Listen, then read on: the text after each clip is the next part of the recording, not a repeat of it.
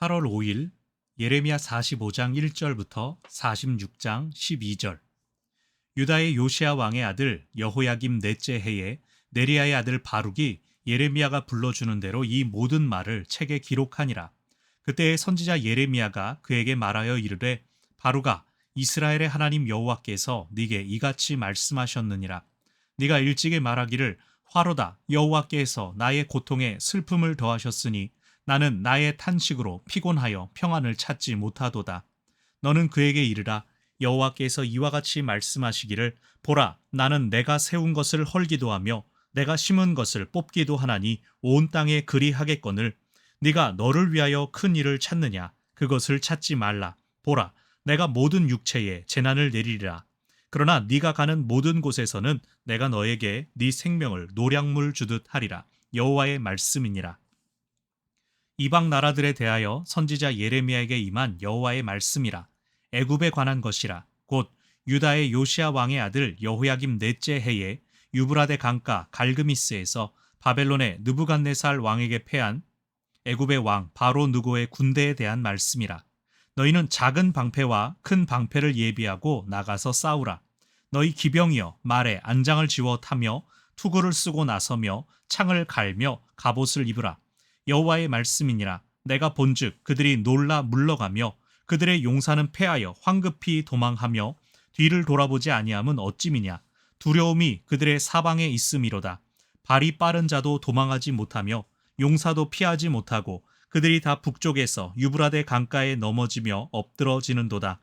강의 물이 출렁임 같고 나일강이 불어남 같은 자가 누구냐. 애굽은 나일강이 불어남 같고 강물이 출렁임 같도다. 그가 이르되, 내가 일어나 땅을 덮어 성읍들과 그 주민을 멸할 것이라. 말들아 달려라. 병거들아 정신없이 달려라. 용사여 나오라. 방패 잡은 구스 사람과 붓 사람과 활을 당기는 루딤 사람이여 나올지니라 하거니와, 그날은 주 만군의 여호와께서 그의 대적에게 원수 갚는 보복이리라. 칼이 배부르게 삼키며 그들의 피를 넘치도록 마시리니 주 만군의 여호와께서 북쪽 유브라데 강가에서 희생 제물을 받으실 것이미로다. 처녀딸 애굽이여, 길르앗으로 올라가서 유향을 취하라. 네가 치료를 많이 받아도 효력이 없어 낫지 못하리라. 네 수치가 나라들에 들렸고 네 부르짖음은 땅에 가득하였나니 용사가 용사에게 걸려 넘어져 둘이 함께 엎드러졌음이라. 아멘. 45장은 짧은 절이면서 예레미야의 좋은 동역자였던 바룩에 대한 말씀이 선포되고 있습니다. 바룩은 사실은 군말 없이 예레미야의 역할을 잘 수행하는 보조인으로서, 영웅 영화로 치면 히어로물로 치면 히어로의 옆에 붙어 있는 사이드킥처럼 예레미야를 잘 도와주고 챙겨주었죠. 바룩에 대한 것들이 많이 알려져 있지 않은데 그는 어떻게 긴 시간 동안 예레미야를 잘 도울 수가 있었을까? 전승에 의하면 바룩도 예레미야가 나중에 유다가 멸망한 후에 애굽으로 끌려가게 됩니다. 친애굽주의자들이 예레미야 잘 되는 걸 보지 못하겠다. 바벨론의 후대를 받는 걸 못 보겠다. 그래서 예레미야를 거의 납치하다시피 끌고 가는데 바룩이 거기까지도 동행합니다. 그랬던 바룩이 사실은 어떤 어려움을 토로했는지 45장에 나타나고, 또 그에게 하나님께서 어떤 말씀을 하셨는지가 나타납니다. 45장 1절을 보니까 여호야김 왕 넷째 해였다고 합니다. 굉장히 사역의 어떤 후반부가 되기 전에 빠른 시기에 이미 하나님께서 바룩에게 말씀을 주셨다라는 거예요. 3절에서 바룩의 말이 나옵니다. 바룩도 인간인지라 이렇게 말했죠. 화로다. 여호와께서 나의 고통에 슬픔을 더하셨으나, 바룩이 여호와께서 나의 고통에 슬픔을 더하셨다. 탄식하느라 피곤해서 내가 평안을 찾지 못하다. 그러니까 바룩도 인간인지라 힘들었던 거죠. 그랬을 때에 그런 바룩에게 예레미야가 야, 하나님께서 이렇게 말씀하셨다라고 하는 겁니다. 나는 세운 것을 헐기도 하며 심은 것도 뽑기도 한다. 하나님께서는 주권을 가지시고 당신께서 지으셨으니까 이건 손 안 된다, 걱정 없다라고 하는 것이 아니라 때로는 그걸 무너뜨리는 일도 하신다. 그런데 그것이 어디까지요? 온 땅에 내가 그리하겠다라고 하십니다. 그런 하나님께서 바룩을 향하여 말씀하십니다. 너를 위하여 큰 일, 너의 고통이 끊어지기를 바라느냐?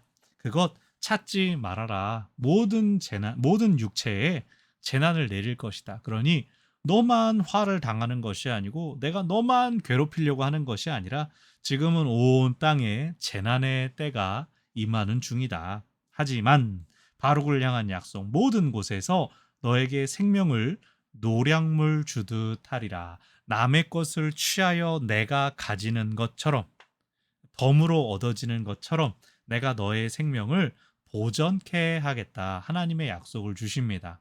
사람들은 야, 이 돈을 주는 것도 아니고 잘 살게 하겠다, 부하게 하겠다도 아니고 생명을 주겠다니요 라고 생각할 수 있습니다. 그러나 이때는 나라가 멸망하느냐는 그 기점에 놓여 있는 때였습니다. 생명을 보전하는 게 가장 시급한 과제였던 때였고 또 여러분 기억하시는 것처럼 예레미야를 잡아 죽이려는 사람들이 바룩에게도 악한 손길을 뻗쳐가고 있었습니다. 그럴 때 하나님께서 네가 어디 가든지 무엇 하든지 이 나의 일을 잘 감당할 수 있게 내가 책임져 주겠다라고 보장해 주시는 겁니다. 여러분 우리가 다 하나님의 일하지만 하나님께 이렇게 보장의 말씀 듣습니까? 우리가 기도하죠. 목회자인 제가 여러분 위해서 기도하죠. 근데 바룩도 마찬가지입니다. 이 자기 일에 대하여 지치고 피곤할 때 하나님의 위로의 음성이 그에게 찾아온다는 겁니다. 하나님을 기억하십시오. 온 세상 주권자이신 하나님께서 우리의 힘든 것, 상한 것, 지친 것 내버려 두지 않으시고 필요한 위로를 공급하시며 우리의 생명을 지켜주신다는 것. 그것이 45장이 우리에게 주는 위로의 말씀입니다. 그 온 세상을 주관하시는 하나님 아버지, 주권자이신 하나님, 그 하나님께서 바룩에게는 생명을 지켜주겠다라고 하시는데 이제 하나님께서 온 땅 모든 육체에 대하여 무엇을 말씀하시는가? 그것이 이제 이방을 향한 하나님의 어떤 메시지로서 또 이제 46장에서 이어지게 됩니다. 그래서 46장 12절까지 애굽에 대한 말씀이 일단 나오고 있고요. 이게 여기만 끝나는 게 아니라 내일 본문까지 28절까지 쭉 이어집니다. 그래서 46장 1절 이방 나라들에 대하여 2절 애굽에 대한 것이다. 마찬가지로 여호야김 왕 넷째 해에 패하지 않았냐? 갈그미스에서 느부갓네살에게 패하지 아니하였냐? 이 사건을 확인시킵니다. 3절 방패, 작은 방패와 큰 방패를 예비하고 나가서 싸우라. 그리고 4절 기병이여 말에 안장을 지어 타고 투구 쓰고 창 갈며 갑옷 입으라. 3절은 보병을 향한 말씀이고 4절은 기병을 얘기하고 있는데 3절에서 보십시오. 작은 방패랑 큰 방패를 들라고 합니다. 다 수비를 위한 겁니다. 이미 애굽은 수비하는 입장이다. 공격을 막는 입장이다라는 것이 나타나고 있죠. 5절 보니까 용사들이 패하여 도망합니다. 뒤를 돌아보지 못합니다. 두려움 때문입니다. 그러나 6절 발이 빠른 자도 도망 못하고 용사도 피하지 못합니다. 북쪽에서 유브라데 강가에 넘어진다. 이 유브라데 강가 북쪽은 애굽의 이 지역이 아니죠. 이미 그쪽에서 쳐들어 올라갔는데 패하는 모습을 지금 이야기하는 겁니다. 그래서 7절, 8절 애굽은 사실 나일강처럼 강이 불어나는 것처럼 이 강력한 기세를 자랑했습니다. 나일강이 범람하게 되면 홍수가 나게 되면 땅이 비옥해지고 농사가 잘 된다고 하죠. 그 기세로 쳐 올라갔는데 7절, 8절에 보면은 내가 일어나 땅을 덮을 것이다. 성읍과 주민들을 멸할 것이다. 그러면서 9절 신나게 말들아 병거야 달려라 용사야 나와라 다 나와라. 구스, 붓, 루딤은 다 이제 함께 하는 사람들입니다. 애굽의 같은 편인데 문제가 있습니다. 10절 여호와께서 대적에게 원수 갚는 보복일이라. 그래서 애굽의 운명은 북쪽 유브라데 강가에서 하나님께 드려지는 희생 제물과 같을 것이다. 왜요? 하나님께서 지금 바벨론을 사용하시는 중입니다. 바벨론에게 대적할 수가 없는 때입니다. 하나님이 지금 바벨론 편을 편파적으로 드시면서 애굽을 혼내시는 그런 것만을 이야기하는 것은 아니고요. 하나님의 주권, 지금 유다를 비롯하여 유다 주변의 나라들에 대하여 하나님의 주권은 바벨론을 하나님의 도구로 사용하시는 그런 상태일 뿐입니다.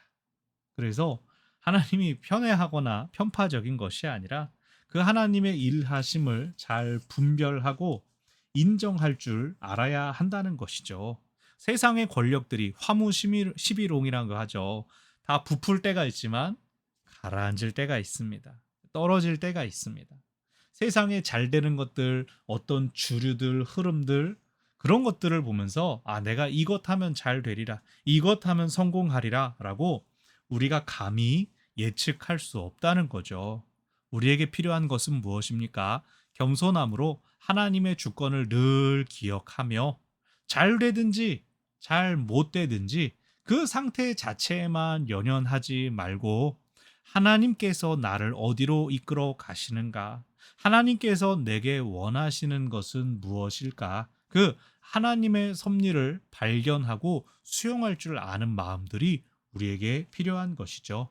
그래서 나의 힘과 나의 능력, 세상적인 자리, 안정, 평안, 그것에 목숨 걸지 말고 때로는 가라앉더라도 잘 안 되더라도 심지어 내가 하나님의 일 한다고 하는데 왜 이렇게 어려운가요? 그 모든 질문들에 대해서도 바룩에게 주신 약속의 말씀이 있죠. 너의 생명을 내가 보존하여 주겠다. 노량물 취하듯 하게 해주겠다. 그리고 애굽에 대하여 막 나일강의 범람처럼 막 으스대는 애굽을 대하여서 너를 낮추겠다라고 하신 그 모든 말씀처럼 하나님께서 우리의 삶을 주장하시며 주관하시니 그 하나님 앞에 겸손함으로 하나님과 동행하여 나가는 우리들의 삶이 되어야 되겠습니다. 오늘 하루를 살아가시면서 그 하나님의 주권과 섭리를 인정하고 겸손히 하나님과 동행하는 우리 모두가 되기를 바랍니다. 아멘.